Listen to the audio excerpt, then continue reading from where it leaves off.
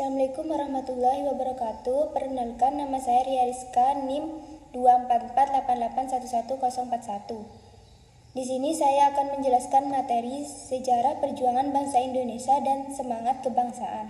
Sejarah perjuangan bangsa Indonesia adalah rangkaian usaha rakyat Indonesia untuk meraih kemerdekaan dari penjajahan.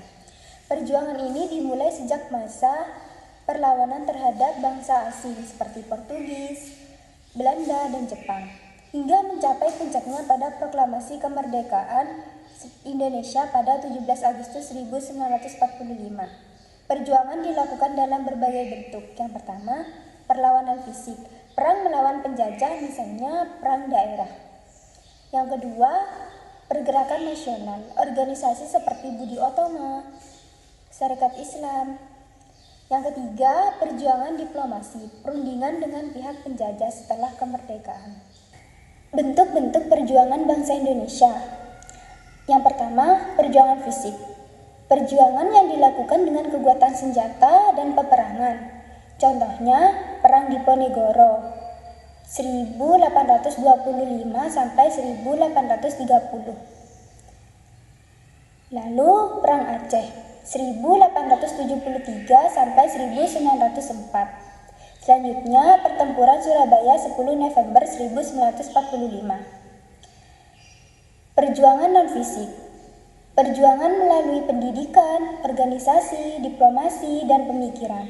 Contohnya, berdirinya organisasi Budi Utomo 1908, Sumpah Pemuda 1925, Perundingan Linggarjati, dan Konferensi Meja Bundar. Pengertian semangat kebangsaan. Semangat kebangsaan adalah sikap dan perasaan cinta terhadap bangsa dan negara yang ditunjukkan dengan rasa persatuan, kesatuan, serta keinginan untuk menjaga dan memajukan negara. Semangat ini mendorong seseorang untuk, yang pertama, mengutamakan kepentingan bangsa di atas kepentingan sendiri. Artinya, seseorang lebih mendahulukan kepentingan bersama daripada kepentingan diri sendiri. Contohnya, tidak melakukan korupsi, tapi ikut menjaga fasilitas umum dan taat aturan demi kebaikan bersama. Yang kedua, rela berkorban demi negara, artinya bersedia memberikan waktu, tenaga, pikiran, bahkan harta untuk kepentingan bangsa. Contohnya, ikut membantu saat terjadi bencana, berjuang mengharumkan nama bangsa, atau bekerja keras untuk kemajuan negara. Yang ketiga, menjaga persatuan dan menghargai perbedaan, artinya tetap hidup rukun walaupun berbeda suku, agama, budaya, dan pendapat. Contohnya, tidak membeda-bedakan teman, saling menghormati, dan tidak mudah terprovokasi oleh konflik. Bentuk-bentuk atau nilai semangat kebangsaan. Yang pertama, cinta tanah air. Yang kedua, rela berkorban. Yang ketiga, persatuan dan kesatuan. Yang keempat, pantang menyerah. Yang kelima, toleransi. Dan yang terakhir, semangat gotong royong. Contoh semangat kebangsaan di era modern, yaitu di lingkungan sekolah, di lingkungan masyarakat, dan di era digital. Unsur-unsur utama semangat kebangsaan. Untuk memahami konsep ini lebih dalam, ada 3 pilar utama yang biasanya menjadi pondasi,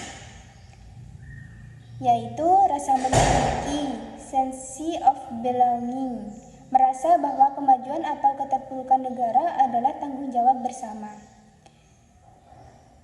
Lalu, rasa bangsa, menghargai identitas nasional seperti bahasa, bendera, dan adat istiadat. Lalu, rasa solidaritas, adanya ikatan persaudaraan antar sesama warga negara meski berbeda suku, agama, atau ras. Contoh semangat kebangsaan dalam keseharian. Semangat ini tidak terlalu harus ditunjukkan dengan mengangkat senjata, melainkan melakukan tindakan nyata di berbagai bidang, seperti pertama, di bidang ekonomi dan budaya,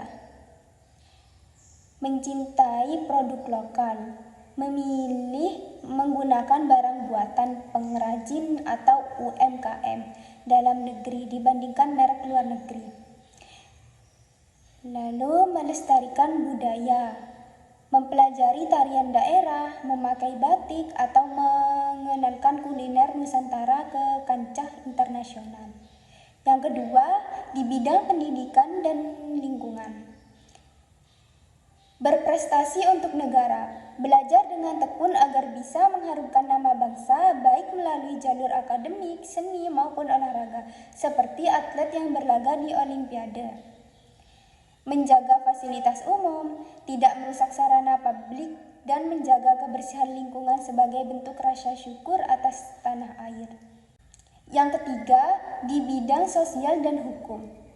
Menjunjung tinggi toleransi, menghormati perbedaan keyakinan dan adat istiadat demi menjaga persatuan Bhinneka Tunggal Ika. Menaati hukum, membayar pajak tepat waktu dan mematuhi peraturan lalu lintas sebagai bentuk kepatuhan terhadap sistem negara. Mengapa ini penting? Tanpa semangat kebangsaan, sebuah negara akan mudah terpecah belah oleh konflik internal atau pengaruh negara dari luar. Semangat inilah yang menjadi lem yang merekatkan perbedaan menjadi kekuatan untuk maju bersama.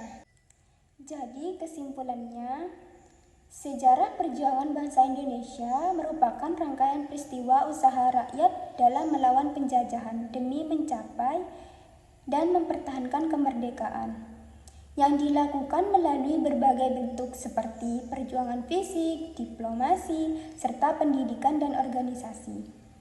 Dari perjuangan tersebut lahir semangat kebangsaan, yaitu rasa cinta, bangga, dan memiliki terhadap bangsa dan negara yang mendorong persatuan dan kesatuan.